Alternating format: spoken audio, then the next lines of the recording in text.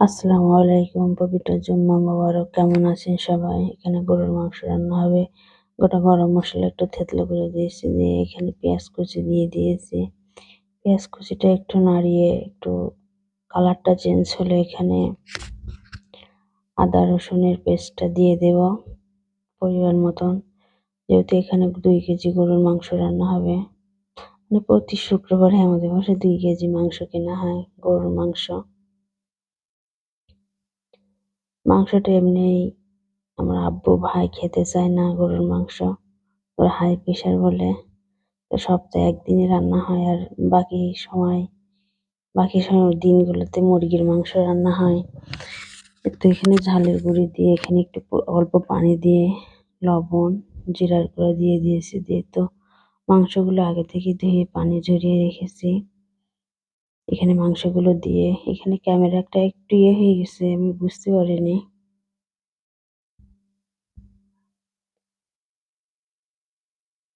তো মাংস থেকে পানি বেরিয়েছে, যে পানিটুক বেরোয় এটা শুকিয়ে এখানে কষানোর জন্য পানি দিয়ে দেব। এখনকারের গরুর মাংস রান্না করা আর ব্রয়লার মুরগি রান্না করা সমান, এত তাড়াতাড়ি মাংস হয়ে যায় গরুর মাংস।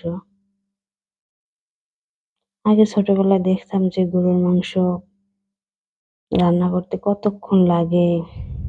এখানে আমার আম্মু 2 পিস কষানি মাংস চাইছিল, কারণ আমার আম্মু অসুস্থ, মাংস খায় না, বলে যে কষানি মাংস খাবে। এই তো কষানি হয়ে গেছে, তারপরে এখানে গরম পানি দিয়ে দিয়েছি। মাংসটা কিন্তু অনেকটাই সিদ্ধ হয়ে গেছে। তো মাংসটা ফুটে আসলে এখানে হলুদ দিয়ে দিয়েছি, দেওয়ার পরে নামানোর কিছুক্ষণ আগে এখানে গরম মশলা বাটা দিয়েছি। এখানে গুঁড়া মশলা অ্যাড করিনি, বাটা মশলাটাই দিয়েছি। তো মাংসটা হয়ে গেছে।